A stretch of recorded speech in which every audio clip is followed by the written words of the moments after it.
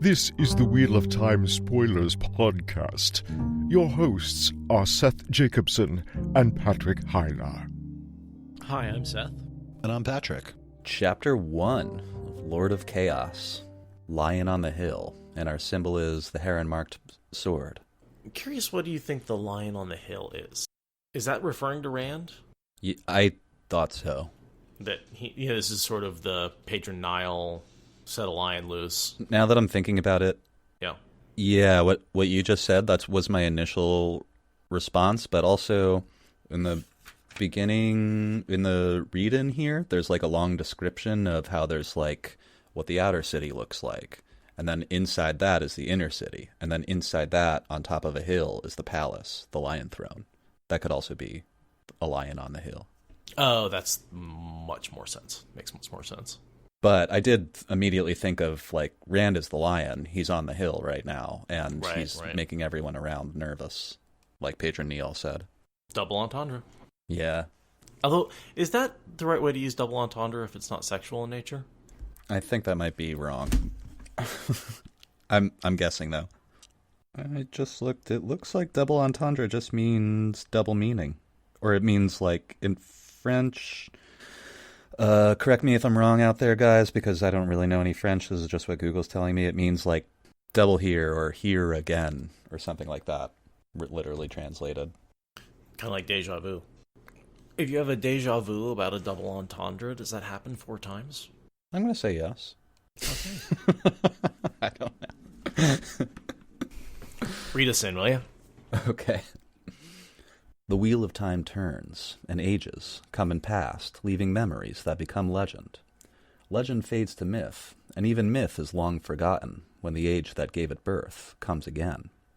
In one age, called the Third Age by some, an age yet to come, an age long past, a wind rose, among brown thicketed hills in Cairien. The wind was not the beginning. There are neither beginnings nor endings to the turning of the wheel of time, but it was a beginning. Westward the wind blew over abandoned villages and farms, many only jumbles of charred timber. War had racked Cairien, war and civil war, invasion and chaos, and even now that it was done, insofar as it was done, only a handful began to trickle back to their homes.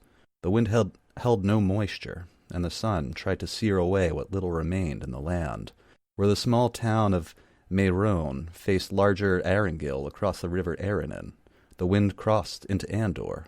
Both towns baked, and if more prayers for rain rose in Erringil, where refugees from Cairien jammed inside the walls like fish in a cask, even the soldiers packed around Meyron offered up words to the Creator, sometimes drunkenly, sometimes fervently.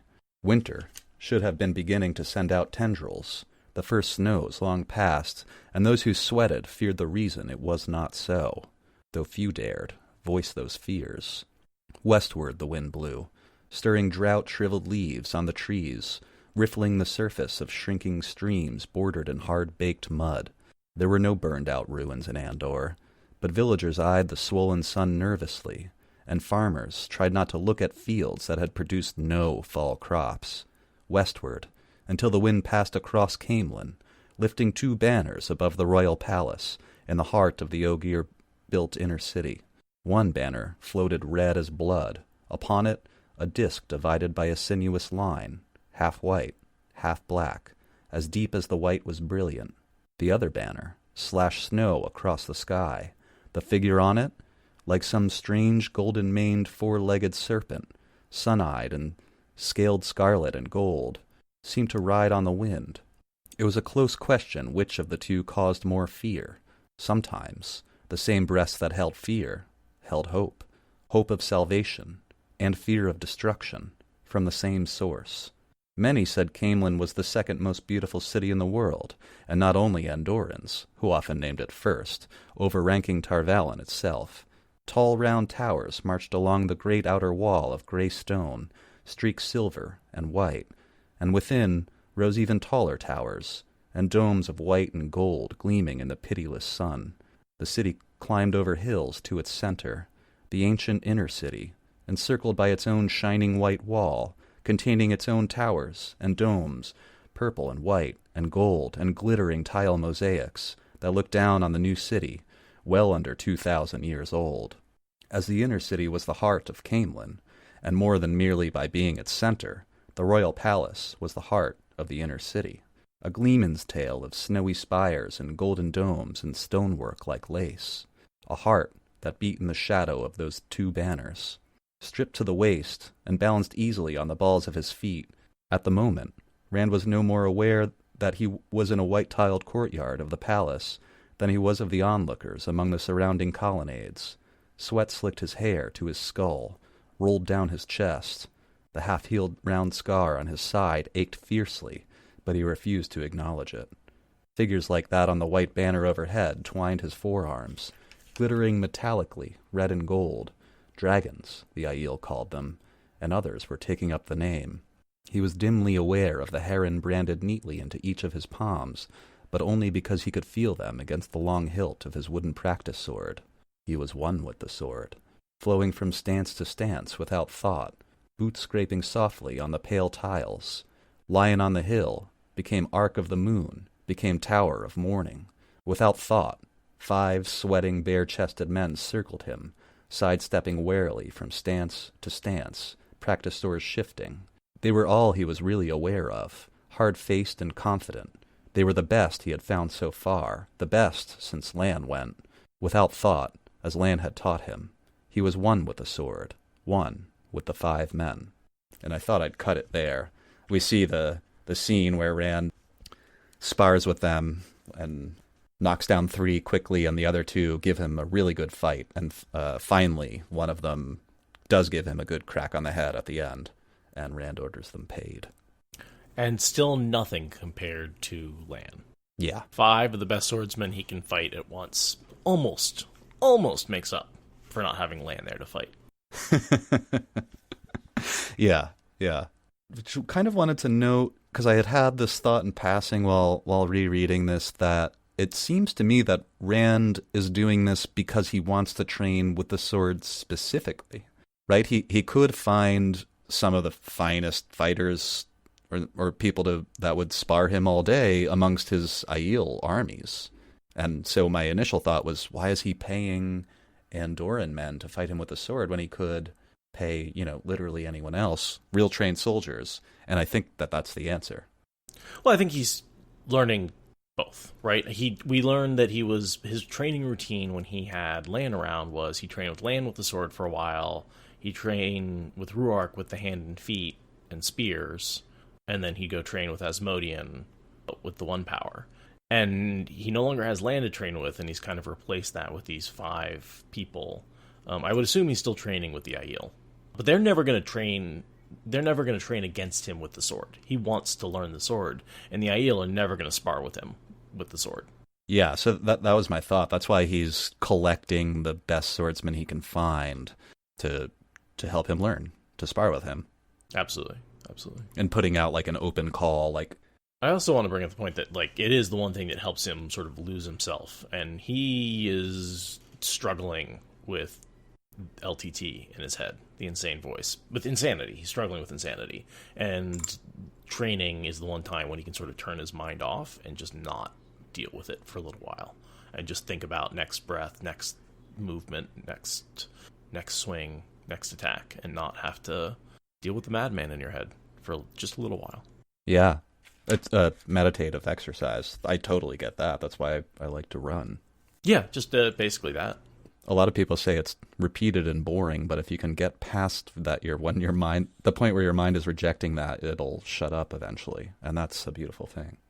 But I was looking for basically somewhere in here, Rand notes in his own mind just that, they get a coin for fighting at all. They get a second coin if they manage to hit him on the leg or the arm, and a third coin if they hit him in the head or something like that. I think he just says day's pay. Oh yes, he says a day's pay. So we don't know how much that is, but we have to assume it's a fair amount of gold. So they get if they hit him, they get an extra day. He's treating these men like employees. That these are one of the best boxers in the world probably has a whole retinue of a half a dozen other boxers that are not quite as good as him, but their job is to give him someone to fight all the time to keep him as sharp as possible. But you notice he's trying not to be friendly with them. And that, again, comes back to the whole, he is convinced he's going to kill everyone around him who he cares about. And so he doesn't want to know their names. He doesn't want them to tell them their names. Come fight me, and then go the fuck away. And I don't want you to know who I am. You know, like, this is entirely a transactional, I would almost say prostitutional relationship. Don't kiss on the mouth. Just fight me. Yeah, I can sort of see what you mean. He's alone in a group. He's isolating himself, even while constantly surrounded by people. But no people that he's close to. Oh, by the way, speaking of double entendre, one of the sword forms he uses is Lion on the Hill. I was just about to say that. I had almost forgotten. Yeah, so that's 3 possible meanings.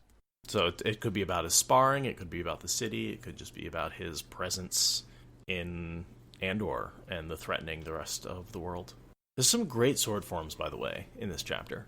Arc of the Moon, Tower of Morning, Boar rushes down the mountain, parting the silk, Lightning of 3 prongs. I like that one. That's a new one. Yeah. That's one that comes up once in a while. I do always wonder what they mean, and simultaneously acknowledge that they're meant to make you wonder, to imagine the way, you know. But it's funny that, like, how, like, the grapevine twines, what do you think that's that thing where they spin the sword around and basically tangle the swords up and, like, disarm him with it, right? Because he says spiral around his... From context clues, a lot of times it tells you what they are, right? But Rand's opponent tried to back away to use his blade, but that freed Rand's blade to spiral around his. Dash the grapevine twines. So he tells you what the move is, and then tells you the move. That's one of the few times I've seen him do that, where he describes the move, and then gives you a name for it. Yeah, I've only ever learned anything about two-handed weapons personally, but this is like saber fighting. Single-edged swords that are usually curved. That's what's most common around this area. So that actually makes a lot more sense, because saber fighting is a lot more like what you might see in, like, Olympic sportified fencing. It's a lot like that. Even the traditional types of, like, military-taught saber fighting, you know, your one arm, the weapon's in one arm, so you might have something in your offhand, traditionally, maybe. But if you don't, you're doing that whole thing where you're making your body as small of a target as possible, right? So your fist is out in front of you and your body's turned to the side. And you see a lot of that twirling action in sportified fencing, where you wrap your blade around the opponents to shove it to the side, kind of. Do you want to talk about any of these others? It's kind of fun to try to imagine them. Lion on the Hill, I imagine, is very, like, you're up top, you're bringing the sword up high and coming down. So Lion on the Hill, I imagine, brings the sword up, and then Arc of the Moon brings the sword back down again. So Lion on the Hill became Arc of the Moon, became Tower of the Morning. I don't know what Tower of the Morning is. That's hard to say. But yeah, when I hear Lion on the Hill, I think of a threat from up high. So the sword high up above his head became Arc of the Moon. The Arc of the Moon arcs sort of downwards. So I imagine just like he thrusts up and then just swoops down. And then Tower of the Morning, again, makes me think about rising back up again. So I see down, up. Up, down, up. Yeah. Another one I had a thought about while I was reading through this was River Undercuts the Bank, which I always saw as a wide horizontal slash, like a river undercutting a bank. Right. Probably while crouching. Could be. Because I believe Galad kills the White Cloak with River Undercuts the Bank, and he describes it as a cut across the stomach. Yeah. So it, like, basically spills your guts. I have all these memories from growing up in the northeast of swollen rivers after hurricane season, and I would go and you sit on a hill and watch them. That was something kids did in that area. It's extremely dangerous, but you watch them just tear apart the sides of the banks. And, you know, if a river has a turn to it and that gushing water slams into that turn, it just starts to dig out as it spins around. Right. It's cool to watch a powerful thing. I'm sure there's YouTube videos that are far less dangerous to go see. Yeah. I even remember they would post cops near the rivers because they didn't want anyone to go near them. So we would go, like, get to the point where we could see the cop and like hide in the trees and watch the rivers rise. What do you think about lightning of three prongs? Three quick thrusts? Yeah.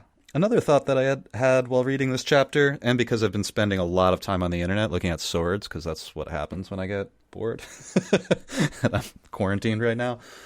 Another thing that occurred to me is because this is a lot of saber fighting and all the heron imagery, I was thinking that there's probably a lot of thrusting.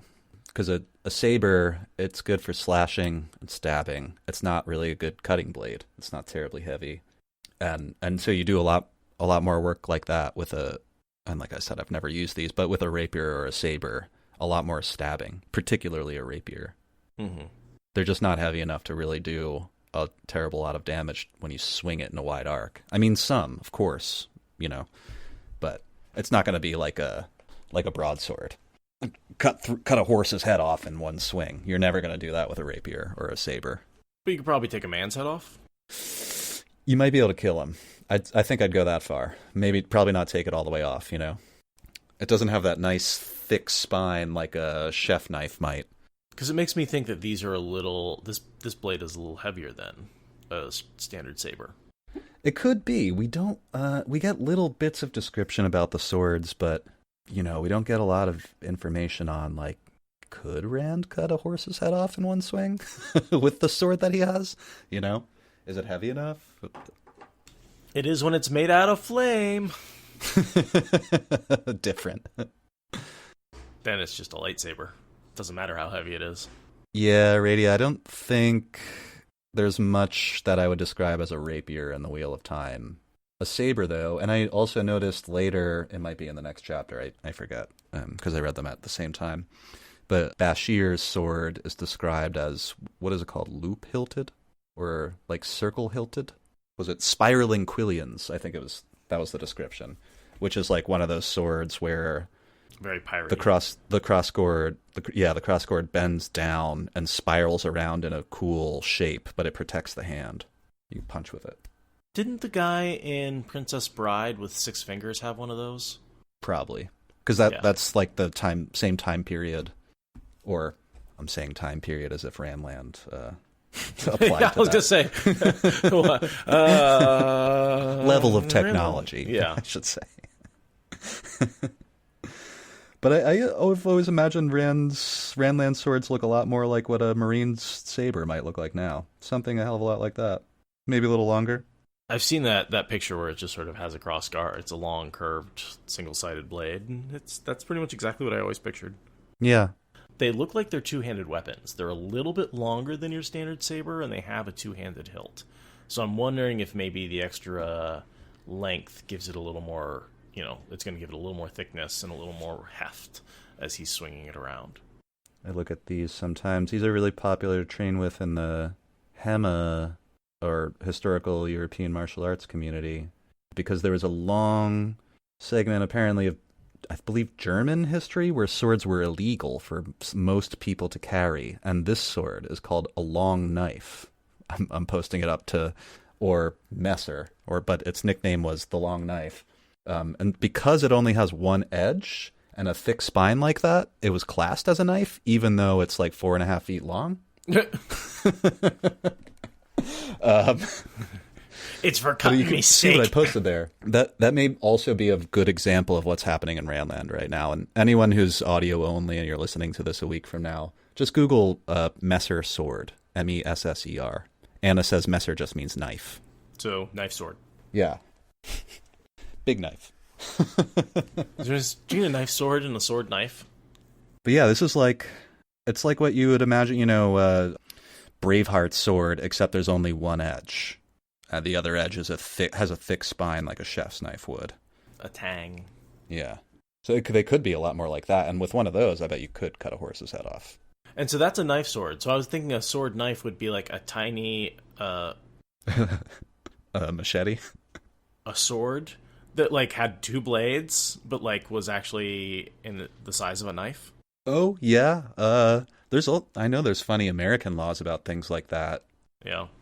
You can carry a real long knife in most places, and if it only has one edge, Most cops aren't going to bother you. If it has 2, man, that thing could be 4 inches long. And they're like, what are you carrying that for? Huh? You know, like, that's a weapon. There's the 2 edges, I think, make it a lot more dangerous. It's for stabbing. I'm stabbing. It's true. It gets the clamps. Because if you're going to cut something, you want to be able to put your thumb against the other edge, and like basically you want to be able to not cut yourself on the side. But if you're stabbing, then you just need the hilt. Someone said there's no limit in Texas. I did hear you can open carry a broadsword now in Texas.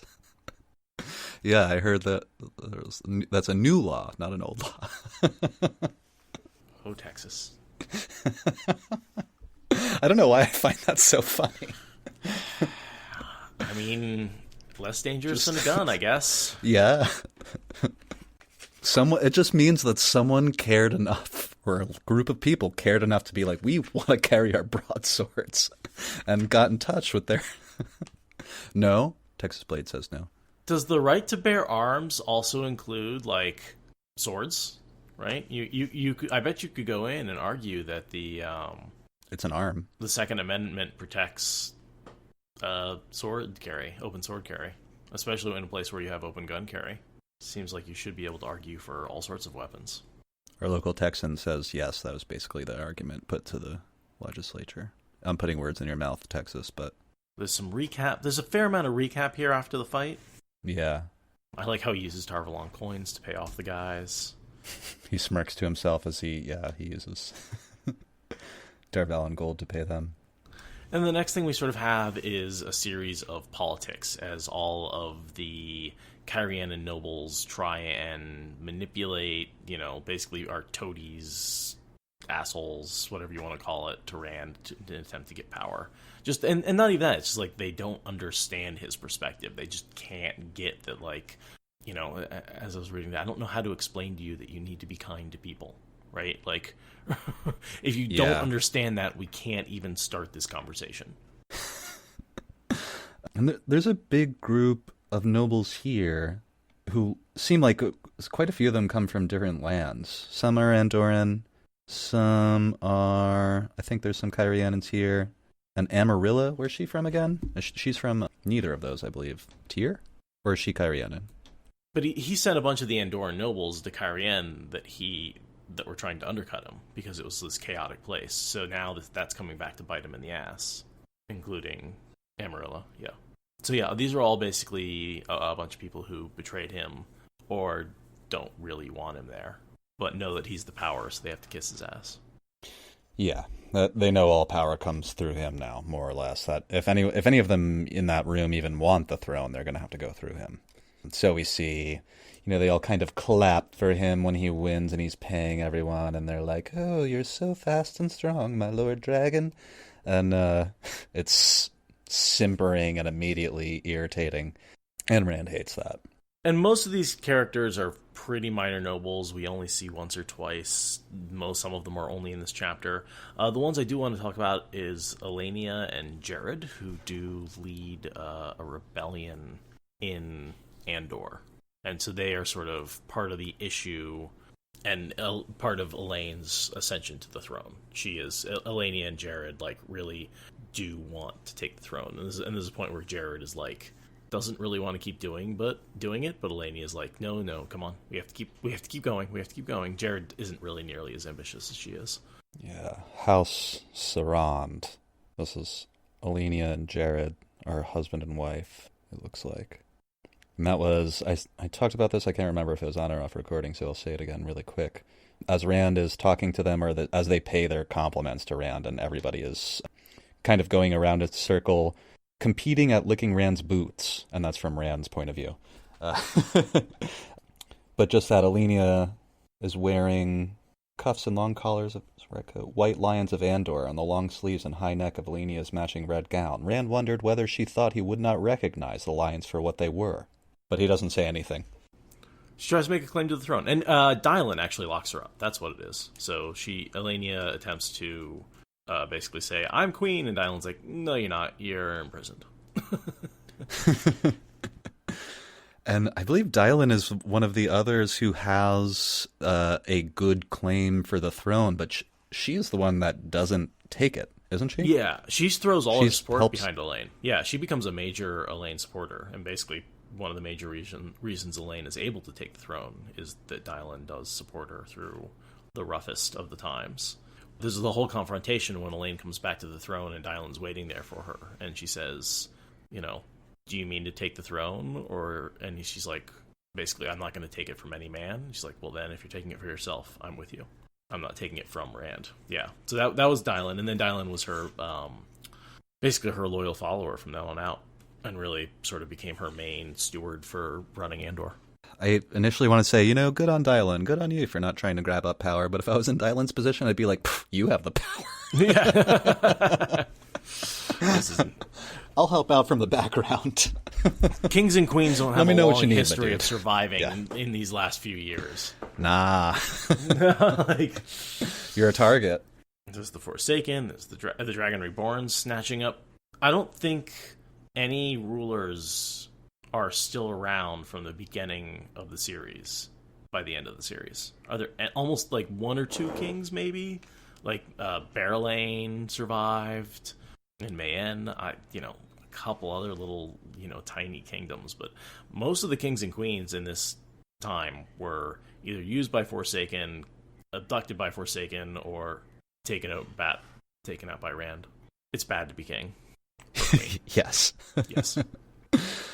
I wanted to point this out, and I feel like those things relate pretty well together, that Rand is like in this room being circled by, what's a good word for these people? Well, we don't really need to come up with one. Sycophants. Yeah, that would be a great word. Kind of being circled by these sycophants, and they're all kind of complimenting him, and then I think one tries to set himself, I believe. Oh, no, herself, rather. Apart from the others by saying, I suspect they planned it out beforehand, so no one would manage to strike you. They will divide the extra coin among them, like trying to look clever. And Rand says, can I always count on my enemies not to work together? And there's this long silence hang. Rand does this, where he tortures them to some degree. He knows what they're doing, and he tortures them with his knowledge of it. He plays the game of houses with them without thinking at this point. He messed with the Terrans, he messed with the Kyrianen, possibly even more, and then the Terrans showed up in Kyrian, and he messed with them some more. He's just always trying to put them on edge. This is a far cry from the Rand al'Thor who burned some letters, not understanding what that would mean to the people who were sending them. Far cry. He has learned a lot. When Rand says out loud, can I always count on my enemies not to work together, and he's looking right at them, the implication is heavy. Yes, and true. These are his enemies who are working together to undercut him in a lot of ways. I know that I have many enemies, and I know they are near me, and I expect them to be working together when I confront them, whoever they may be. Wink, wink. I love this description of Nian. Yeah, we get nice little descriptions here of quite a few of the nobles. She was hardly stupid, yet seemed to think those who opposed her should roll onto their backs as soon as she confronted them, and seemed to take it as a personal affront when they did not. And I feel like I've met a bunch of those. Like, well, shall I shortcut and say she's a Karen? She's a Karen. She wants to talk to the manager. And it's a personal affront to her when, as soon as, if she confronts a service person and they don't immediately say, yes, ma'am, whatever you say, it's like a personal affront to her. Oh my gosh, where did I hear that joke recently where someone was telling me they were going to open a restaurant and call it Karen's, where the manager wants to talk to you?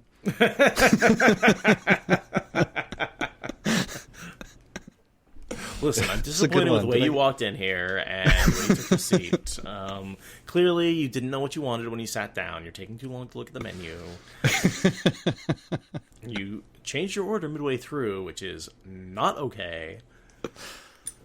Or you could just... The manager comes out and rates the customers at the end of the meal. Next time, do not put your napkins in the glass. Do you know how much work that takes to get out? Oh my god, we have to literally stick our fingers in there and pull the wet napkins out. And eat your vegetables. Jeez. Seriously, start with those. Start with this. And what is this? What, you ordered a burger, took one bite, and and didn't touch it again? Were you not hungry? Is it gross? Why are you wasting food? Right. Take it home. Don't send it back to the dish pit. That would be so much fun. Can we open a Karen's, please? Oh yeah. Well, I have so many fantasy ideas. That reminds me, I think it's a Canadian skit where a woman walks in and is like, this is defective. And the one's like, okay, let's replace that and here's your refund. And one's like, oh. She's like, did you want to fight about it? She's like, yes, please. Yes, please. So they do like a little, comedy argument there for a minute. Oh, that reminds me of that old Monty Python bit about, it's like, oh, you wanted an argument. Oh no, this is the room of contradiction. No, it isn't. Yes, it is. It goes on. And again, Nian always says, those who do not support me oppose me. I found it a good rule.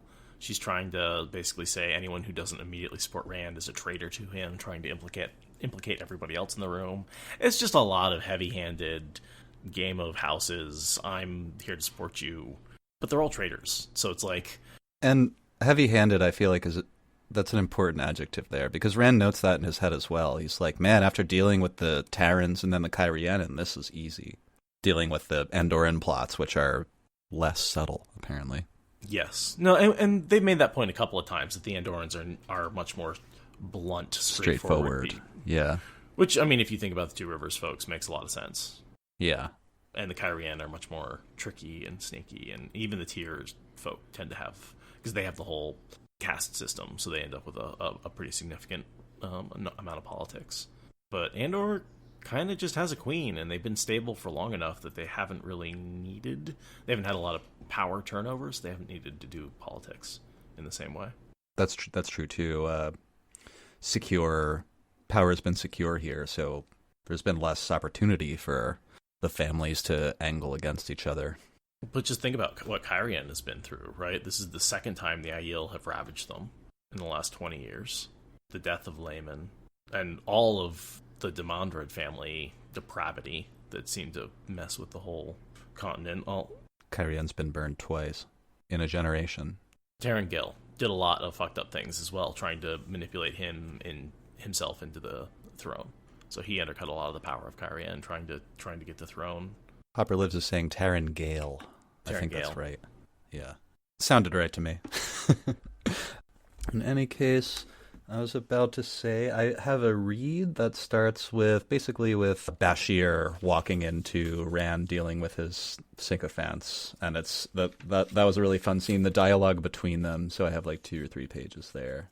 So there's a little of that back and forth that Seth and I were describing and discussing, and it's all peppered with compliments for Rand because, they're sycophants. And your blade work is spectacular, my Lord Dragon. And they're going on, and from across the courtyard, Rand hears basically a challenge, like, someone says, you're the next Jerome, and we hear the word why said loudly from the other side of the room, and Bashir is walking in. I'm going to skip a bit and start with the dialogue. What do you mean? Rand demanded. All this sword practice, Bashir said easily, and with 5 men? No one exercises against 5. It's foolish. Sooner or later your brains will be spilled on the ground in a melee like that, even with practice swords, and to no purpose. Rand's jaw tightened. Jerome once defeated 10 men. Shifting in his chair, Bashir laughed. Do you think you'll live long enough to equal the greatest swordsman in history? An angry mutter came from the Andorans. Feigned anger, Rand was sure, but Bashir ignored it. You are who you are, after all. Suddenly he moved like an uncoiling spring. The dagger drawn while shifting flashed towards Rand's heart. Rand did not move a muscle. Instead, he seized Saidin, the male half of the true source. It took no more thought than breathing. Saidin flooded into him, carrying the Dark One's taint, an avalanche of foul ice, a torrent of reeking molten metal. It tried to crush him, to scour him away, and he rode it like a man balancing atop a collapsing mountain. He channeled, a simple weave of air that wrapped up the dagger and stopped it at arm's length from his chest. Emptiness surrounded surrounded him. He floated in the middle of it. In the void, thought and emotion, distant. "Die!" Jared shouted, drawing his sword as he ran toward Bashir. Lear and Henrin and Eligar, and every Andorran lord who had his sword out, even Nissin, though he looked about to drop his. The maidens had wrapped their shufa around their heads, black veils coming up to cover their faces, to blue or green eyes as they raised long pointed spears. Aiel always veiled before killing. "Stop!" Rand barked, and everyone froze in their tracks, the Andorrans blinking in confusion, the maidens simply poised on their toes. Bashir had not moved again beyond settling back into the chair, his legs still hooked over the arm. Plucking the horn-hilted dagger from the air with one hand, Rand let go of the source. Even with the taint twisting his belly, the taint that eventually destroyed men who channeled, letting go was difficult. With Sidene in him, he saw more clearly, heard more sharply.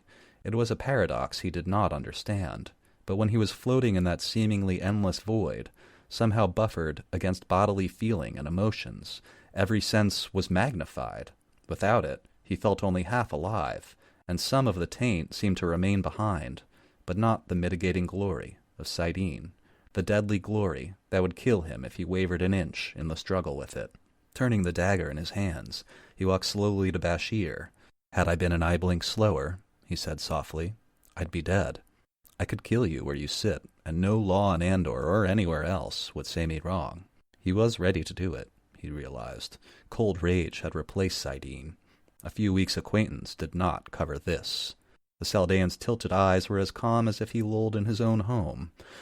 "My wife would not like that, nor you, for that matter. Dira would probably take command and set out hunting tame again. She doesn't approve of my agreement to follow you." Rand shook his head slightly. The edge of his anger dulled a little by the man's composure, and his words. It had been a surprise to learn that among Bashir's 9,000 Saldean horse, all of the nobles had brought their wives, and most of the officers as well. Rand did not understand how a man could take his wife into danger, but it was traditional in Saldea, except when campaigning into the Blight. He avoided looking at the maidens. They were warriors to their toenails, but women too, and he had promised not to keep them from danger, even death. He had made no promise not to flinch at it, though, and it ripped at him inside when he had to, but he kept his promises. He did what he had to do, even when he hated himself for it. With a sigh, he tossed the dagger aside. "Your question," he said politely. "Why?" "Because you are who you are," Bashir said plainly. "Because you, and those men you're gathering, I suppose, are what you are." Rand heard feet shuffling behind him. For all they tried to, the Andorrans could never hide their horror at his amnesty. "You can do what you did with the dagger every time," Bashir went on, putting his raised boot down and leaning forward. "But for any assassin to reach you, he has to get past your Aiel, and my horsemen, for that matter. Pah! If anything gets close to you, it won't be human." Throwing his hands wide, he settled back again. "Well, if you want to practice the sword, do it. A man needs exercise and relaxation, but don't get your skull split open. Too much depends on you, and I don't see any Aes Sedai around to heal you." His mustache almost hid his sudden grin. "Besides, if you die, I don't think our Andorran friends will maintain their warm welcome for me and my men." The Andorrans had put up their swords, but their eyes remained on Bashir malevolently. Nothing to do with how close he had come to killing Rand. Usually they had kept their faces smooth around Bashir, for all he was a foreign general, with a foreign army, on Andorran soil. The Dragon Reborn wanted Bashir there, and this lot would have smiled at a Myrddraal if the Dragon Reborn wanted it, but if Rand might turn on him, no need to hide anything then. They were vultures who had been ready to feed on Morghese before she died, and they would feed on Bashir given half a chance, and on Rand. He could hardly wait to be rid of him, rid of them. The only way to live is to die. The thought came into his head suddenly. He had been told that once. In such a way he had had to believe it, but the thought was not his. "I must die. I deserve only death." He turned away from Bashir, clutching at his head. I figured I'd cut it there because I let that run on quite a ways, but... That's some really fun Bashir stuff, and then some really good Rand stuff. Bashir is one of my favorite, Theta characters, too. He's not around that much, but Cool guy. Good character. No, and he is the most loyal general to Rand, really, than anyone else. No one supports Rand the way Bashir does. You gotta love the backbone and loyalty of the Borderlanders too. They're hard not to like, even when they're assholes. Right. Yeah. No, and I feel like it helps you understand Faila a little bit when you understand that this rough, gruff kind of guy is her father. You know, and how much she feels at home around Perrin, just sort of that same brashness almost. And when Perrin's like, "You can't come be at the camp near the battle," she's like, "What do you mean? It's my place." Right. Right, all the women. Of course the women of the all of them go along to battle. Meg's just said for real, plus her mom is super tough too. And we just saw that in that dialogue with Bashir where he's like, he's kind of afraid of her. Yeah, he's very afraid of her. It's like, you don't want to kill me, then you'll have to deal with her. Deirdre is statuesque. She is a large, in-charge woman who I wouldn't ever want to mess with. Yeah. I see her as, kind of the Morghese of the North. What do you think about Bashir sort of attempting to kill Rand to make a point?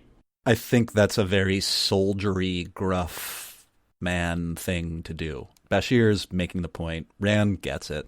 Mm-hmm. So, you can train all day with swords, but if the swords that you have, like the tens upon tens of, if not hundreds of thousands of swords and spears that you have, if that's not enough, your sword is meaningless. And if you get your head cracked in a sparring match, and lose some of your mental function, everybody dies. This comes up with Rand all the time. Bashir's just like the 15th one to point it out or whatever. And I kind of love the fact that Rand never uses his sword skills in the last battle. Yeah. I mean, he kind of fights against Moradin, but Moradin sucks. It's like... But Moradin sucks. Yeah. Aradia's yelling at you, said he definitely spars or fights. That fight is it's not when I should say he doesn't. I'm not saying he doesn't fight. What I'm saying is he doesn't use the skills required to fight 5 men to a standstill.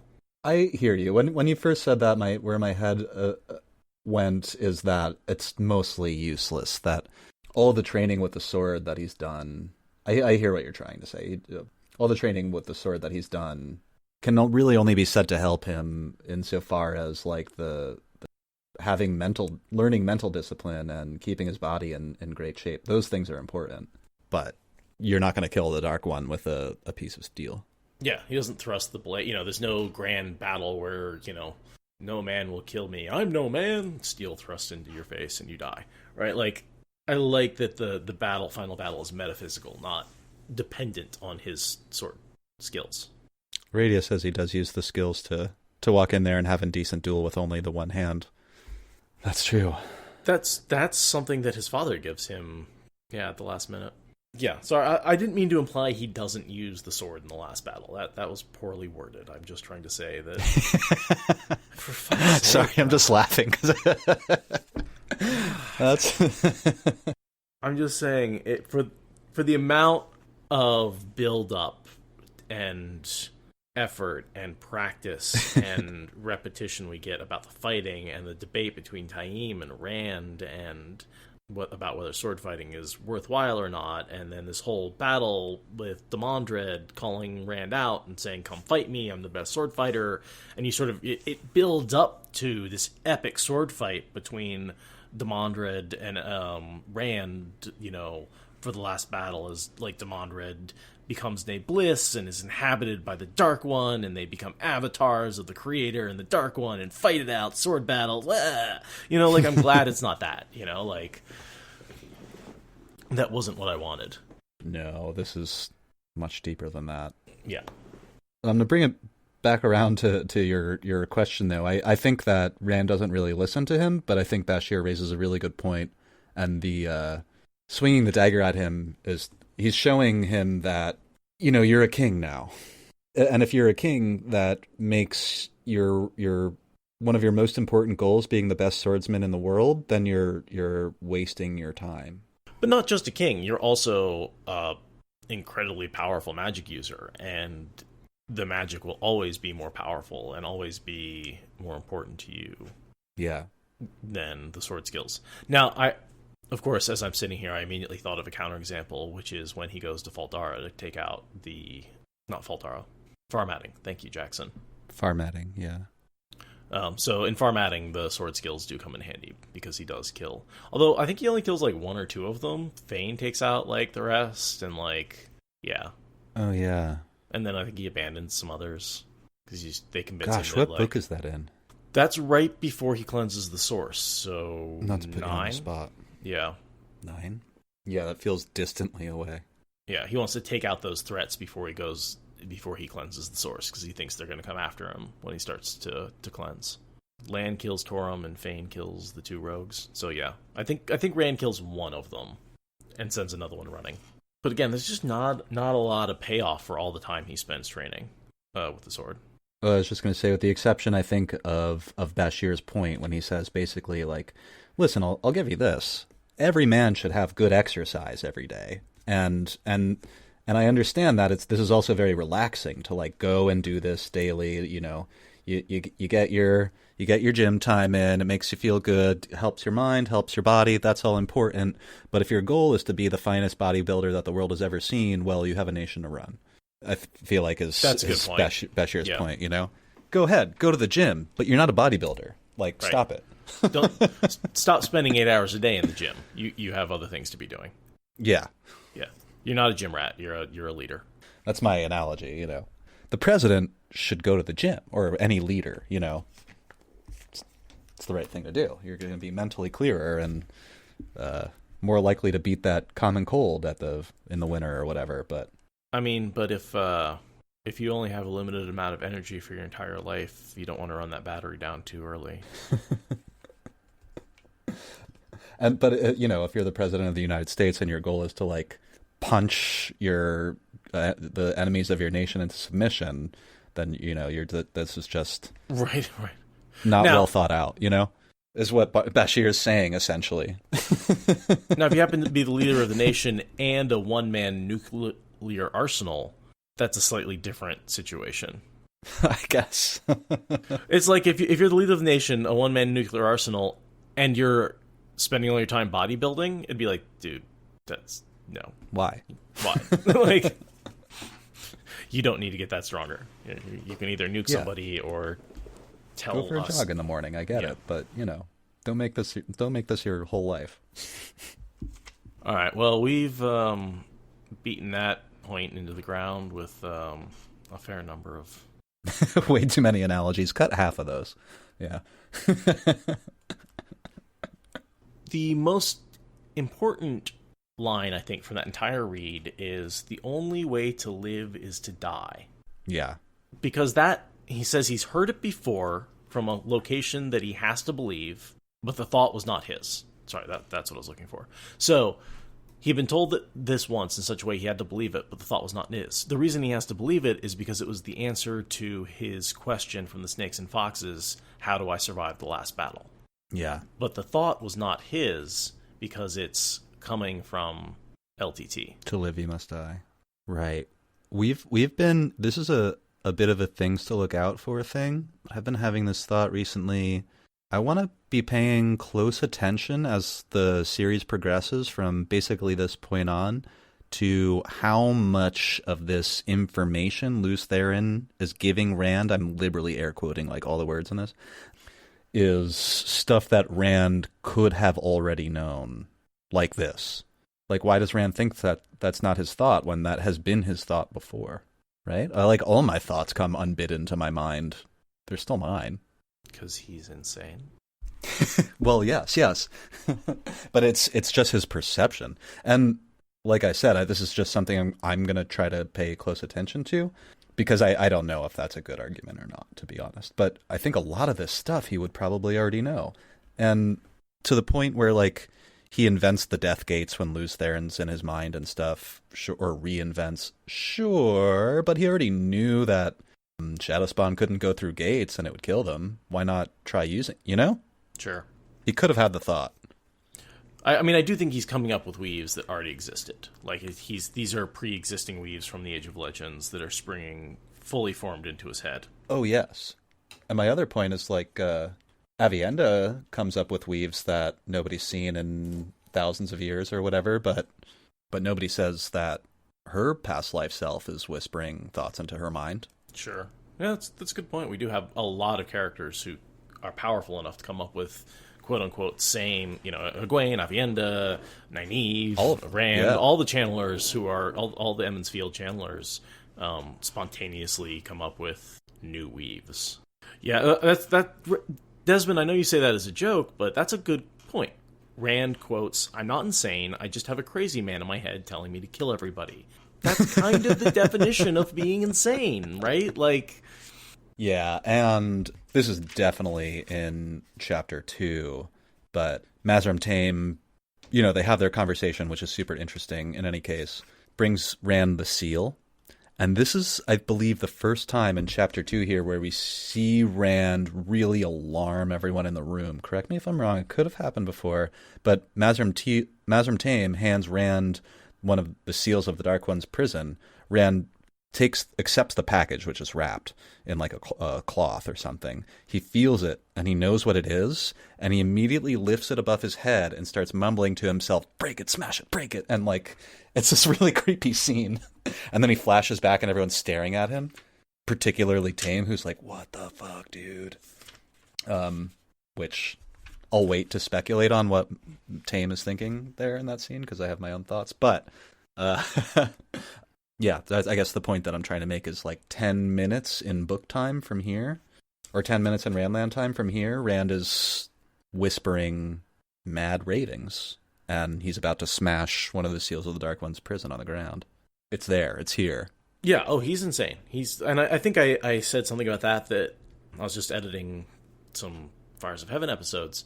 When Matt, Avienda, and Asmodean are killed, I think he kind of cracks at that moment. I think that's the moment when LTT he sort of disassociates and turns to LTT and says, "Fine, I'll embrace the insanity, embrace the voice, in order to kill Ravine," because he's just mad with grief.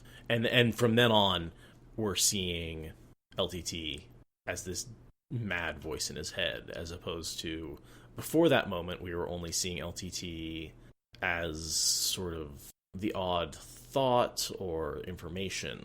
Now it's actually like someone who's thinking whole sentences, and the sentences aren't his. Right. Before it was more integrated. Like we talked about that, where it seemed like there was this integration where he was getting the memories, but they were slipping out like they were his own. Now we've seen this separation where there's this separate voice in his head, and he's thinking, hey, even though he could have these thoughts, he's seeing them as somebody else's thoughts in his head. There's something split, I think, in that moment when Ravine killed Matt. I'm nodding.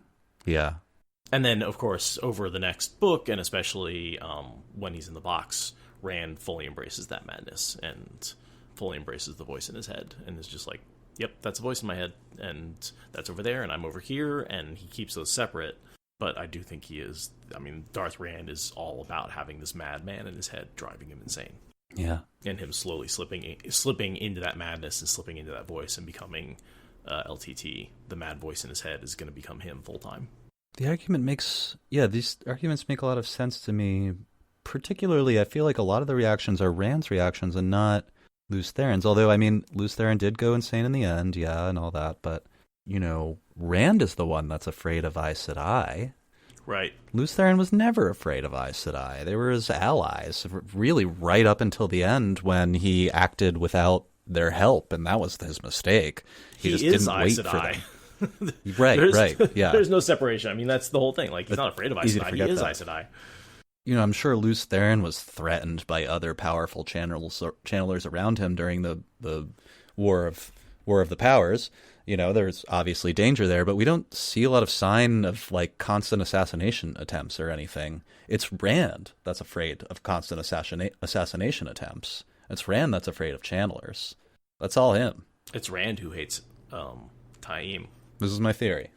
Yeah, it's Rand that fears him. And we even see that in Rand's own thoughts that he acknowledges as his own thoughts.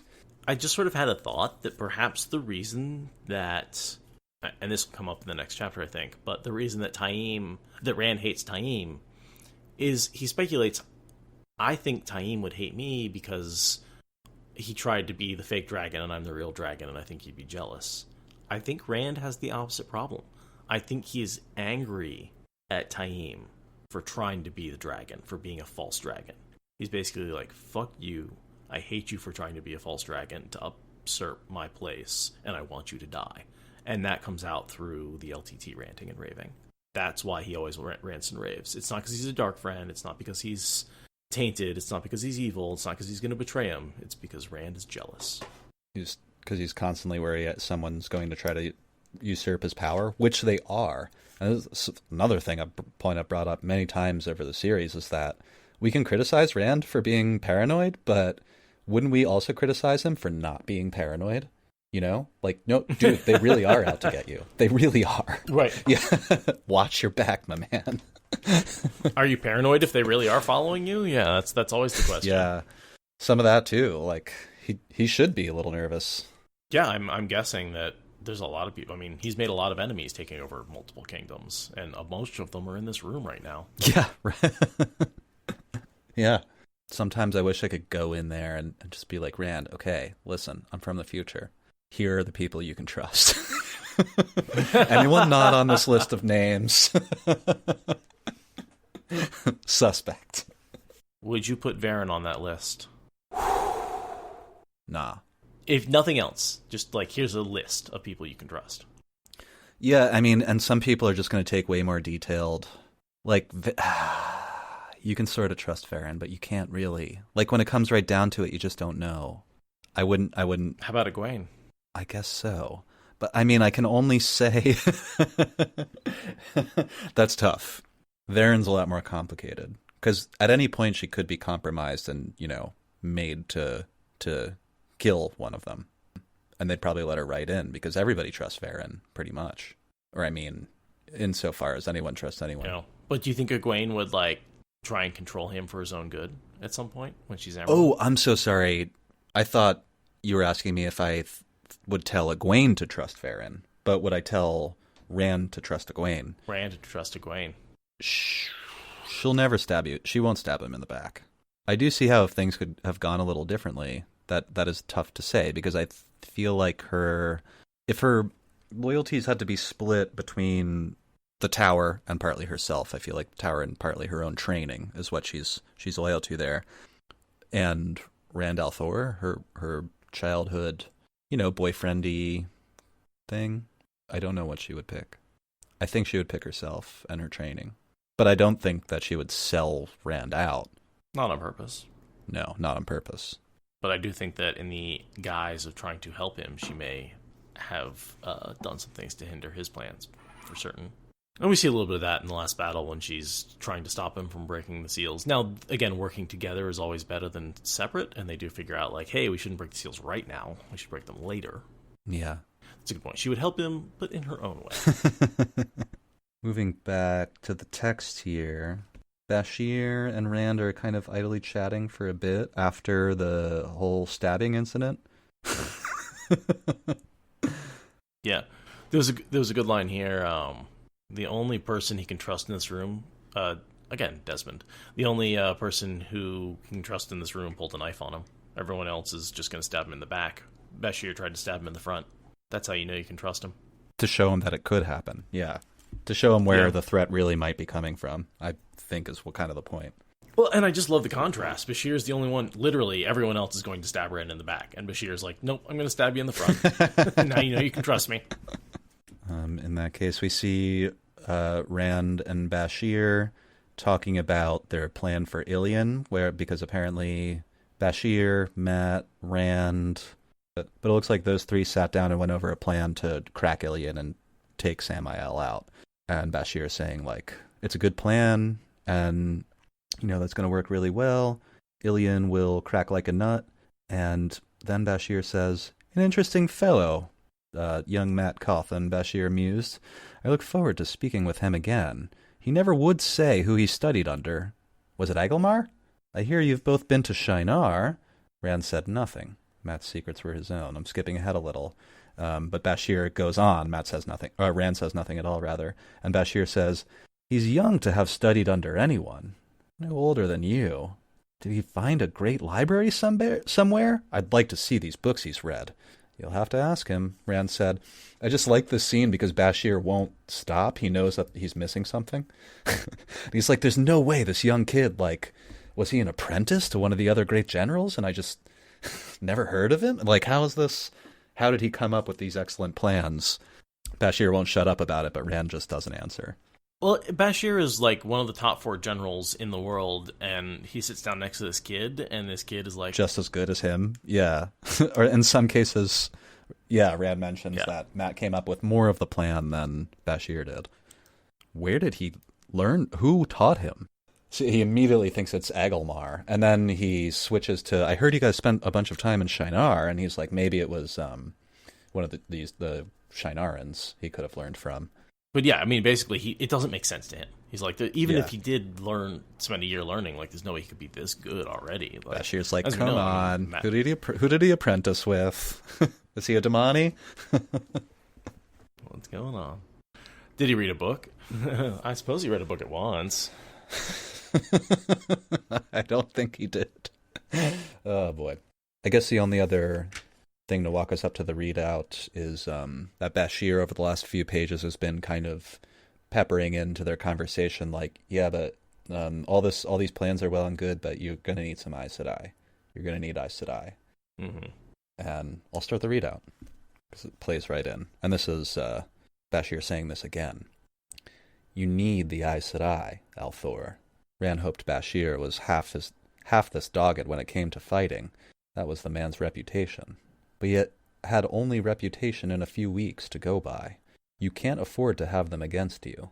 And, if they don't at least think they have a few strings tied to you, they might go that way. Aes Sedai are tricksome.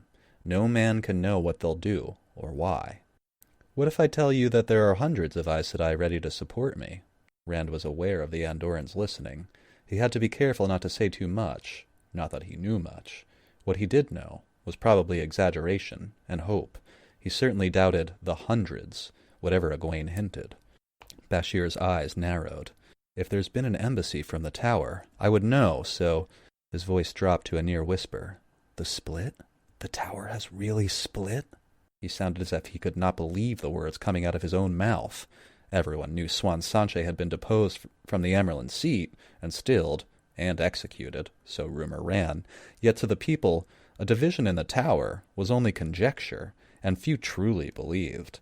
The White Tower had remained whole, a monolith towering over thrones, for 3,000 years. But the Saldean was a man who considered all possibilities. He went on in a true whisper, stepping close so the Andorans could not overhear.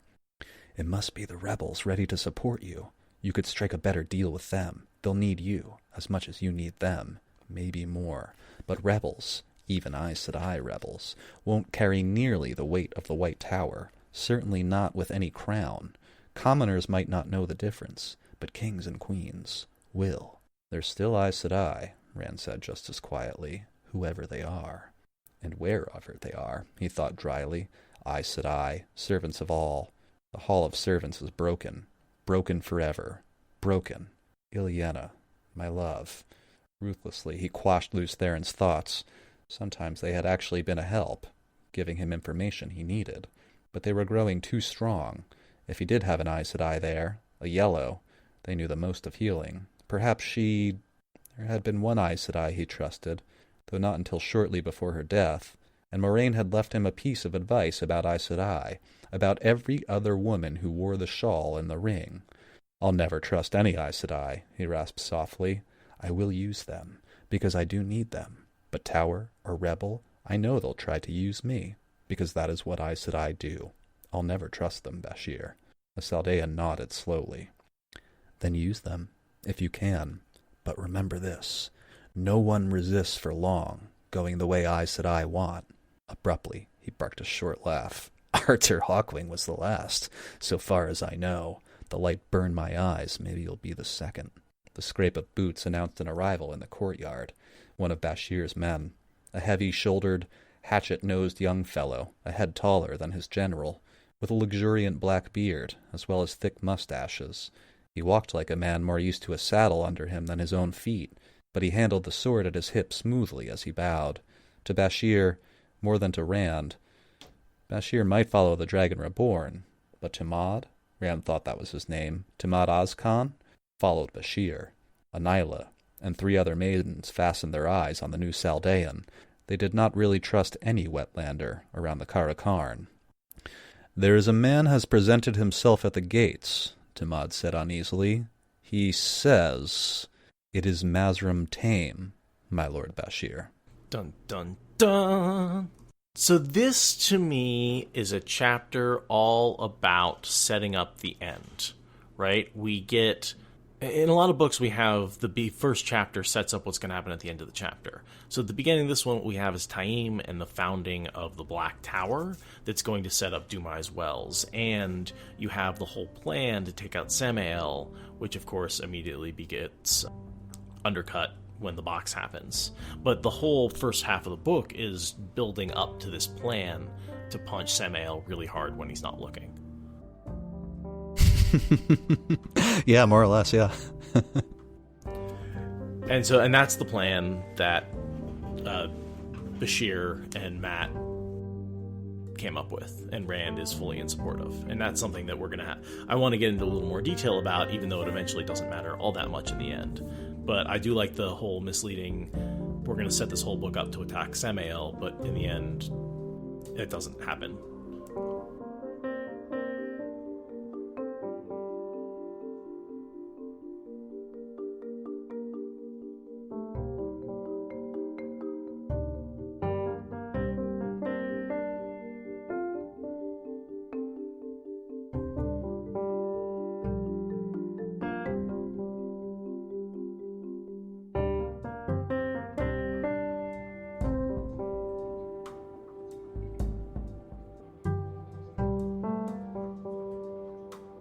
We got off track, but I was talking about Rand a little, and I did want to say this, just that while we were turning on recording, I had the thought that, like, maybe what I really like about Rand, or what I like about the reading the character more and more over the years, is the Rand, like, shriveling under the crushing weight of responsibility, and I just relate to that now.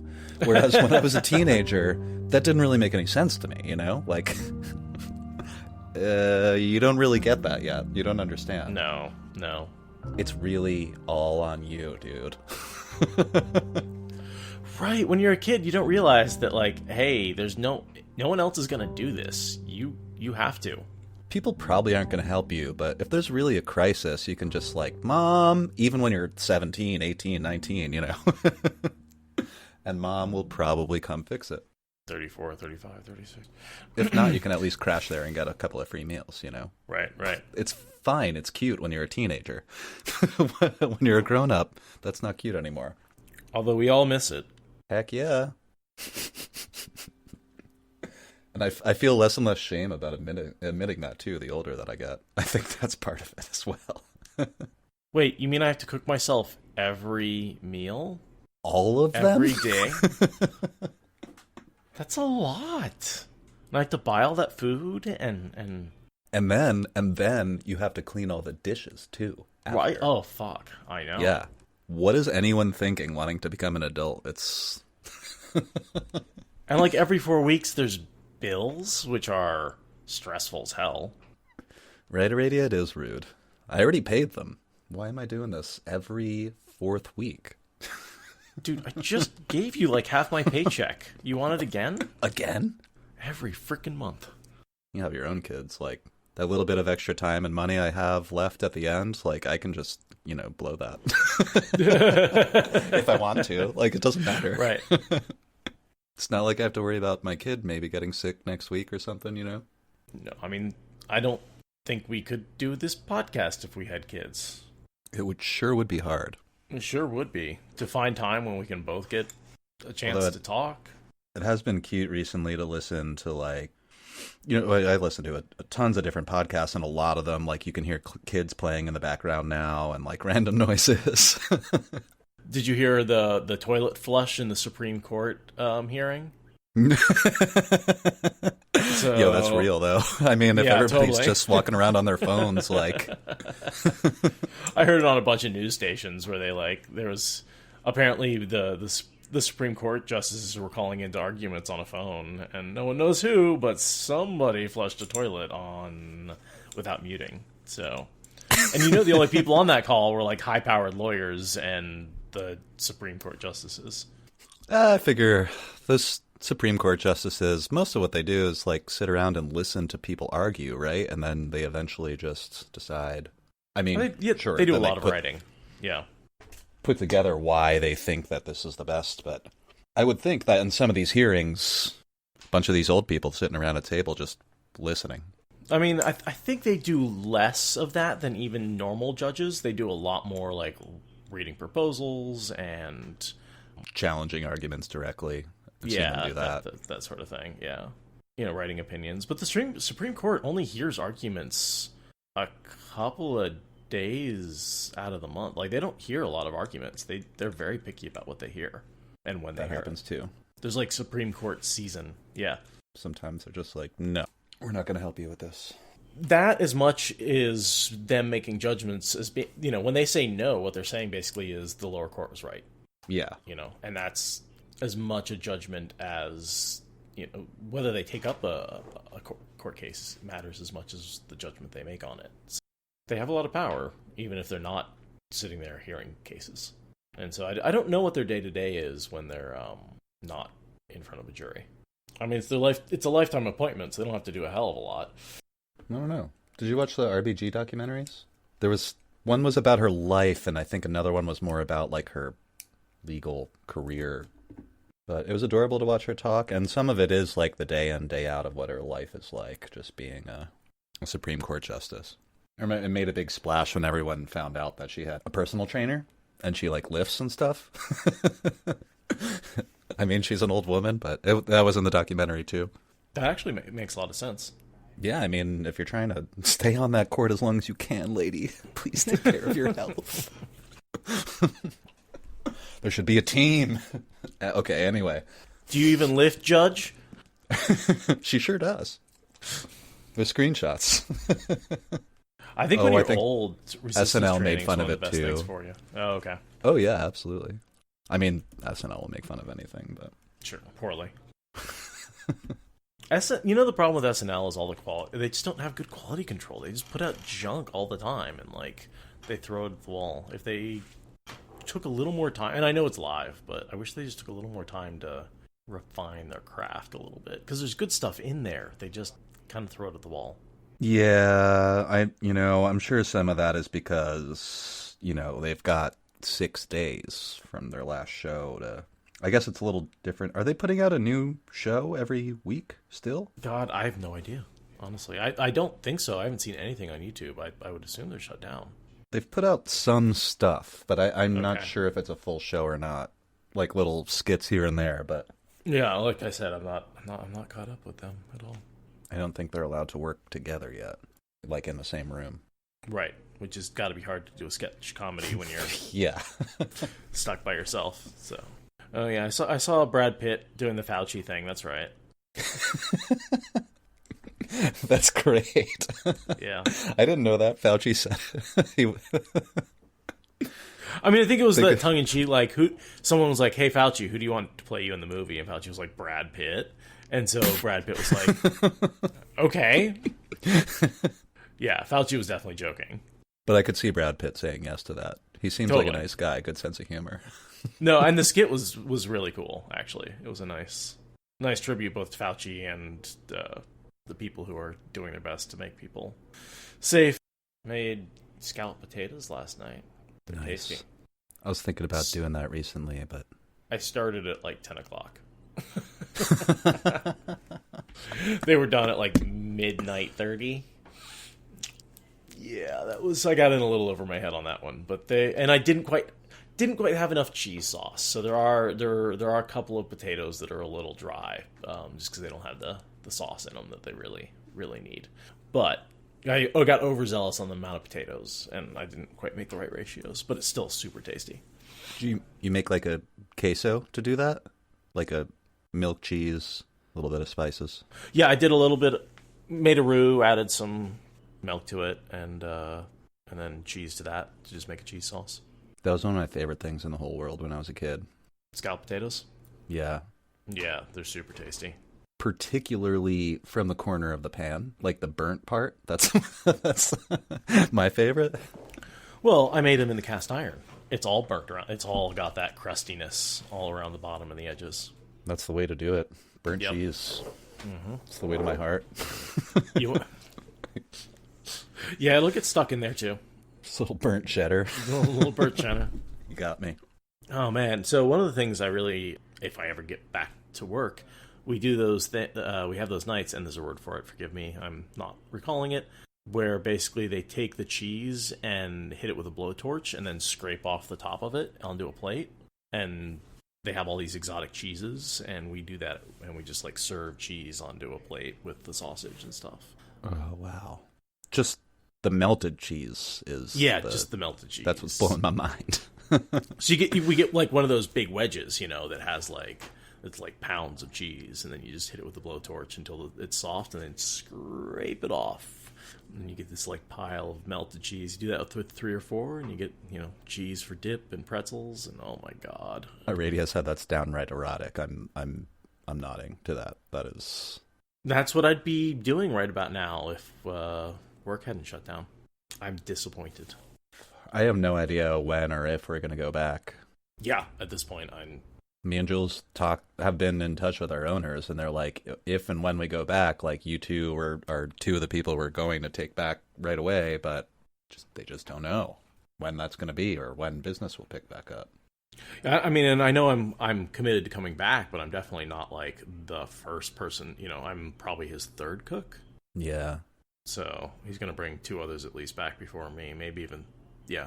And he's got one guy doing takeout, so we don't need much additional traffic, but man, I am. Grain and Gristle has 3 cooks, but that includes the owners. Right. The only people that work there now. Yeah, and one of the things he sent out a message basically saying, I basically don't want to bring you guys in so you can make less money than you would on unemployment, right? If we're not going to fill up the I've had that thought. Restaurant, there's no point in opening up just so you guys will make less money. I hear that, Hopper. I went to G&G to get takeout a couple of weeks ago, and it felt really weird to not be able to order a beer while I was just waiting to get my bag. Oh, it's so rough. That's my go-to move. Show up 15 minutes before the food's going to be ready, order a beer, hang out for a bit. You know what I truly miss? All the little kindnesses that people do for each other during the day that you don't really notice. All the extra food on a plate, the cheese without the extra cost, the extra tip, the holding a door, all the little mini things, interactions. Yeah, the little mini interactions that you can be grateful for how they go, and just they just don't happen anymore. I go outside with my mask on, and I'm one of the only people I ever see with a mask on. I noticed in the last week or 2 there's been a huge drop off. Yeah, people just aren't bothering, and there hasn't been any reduction in infection rates in the U.S. And it's crazy to me. It's just I just feel rude if I don't wear one, so I do. Right. I mean, I get it. I get all the arguments and everything, but it just seems like I don't want to make anyone feel uncomfortable, so I just wear it. Pretty much all the time. So I don't necessarily wear it when I run. It's been getting warm out. That's hard. I tried it. Mm-hmm. But I run, not in the middle of the street, but in the street, So if there's a lady pushing a baby carriage or something, I'm pretty far away, 10 feet maybe, on the other side of the line of cars. I mean, I remember calling it when all this first happened. I was like, a lot of people will listen. The other half of all Americans will just give the finger to authority and not listen, whether or not it hurts them. They might just not do what you're telling them to because you told them to do it. There's a lot of that attitude out there. No, and then you add the fact that there's just no way to get tested. No one knows who has it. So people just keep spreading it and spreading it and spreading it. The failure of testing in this country is disgusting. I mean, that to me is really... That's true, too. If we could be tested, then I would know, for instance, when I got sick, right before this all started, if I did, in fact, have it. And if I did, and you're immune afterwards, then, and you can't transmit it anymore, I could be back to work. Right. But if we don't know, then we don't know. Then I'm still a risk, or everyone is. And everyone is. We all have to stay home, and we can't trace it. We can't track it. It's Weep for your salvation. Yeah, Jesus. We destroy you and remake you. Oh, I'm crying. I mean, but like I said, I'm kind of enjoying not having to deal with people on one level, right? I'm very good about being at home. I'm working on a program. I'm working on a book. None of which will ever come to fruition. But it's fun to work on that kind of stuff. It's fun to sort of take my time and really concentrate on my own projects. And I hear that. I just passed 40 days quit smoking. Pretty excited about that. That was hard, but easy. That first week or so, that's the hardest. So I just didn't leave the house. Can't get cigarettes if you're not allowed out of the house. I'm glad that's working for you. Whereas I'm like 40 days where I've given up eating in moderation. How's that going for you? The guy in the mirror I see when I get out of the shower is a lot chubbier. Not sure. Well, that happens. Yeah. And hey, I would be like 50 days quit smoking, but for that first week or so, I pretty much just day drank and continued to, I just pretended like it was vacation.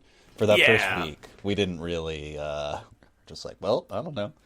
That first week, we were all kind of like, what's going on? Is this going to be like a week thing where we're going back to work? Let's take advantage. Like, man, let's just have a good time while we don't have to work this week. And then I feel like there was a couple of weeks where everything was surreal, and now things are sort of settling in. And I'm like, okay, I need to figure out my new routine. I can't just float along between. This isn't just a brief period of time between employments. This is a whole new normal I'm going to have to adapt to. And I think that's been a little difficult.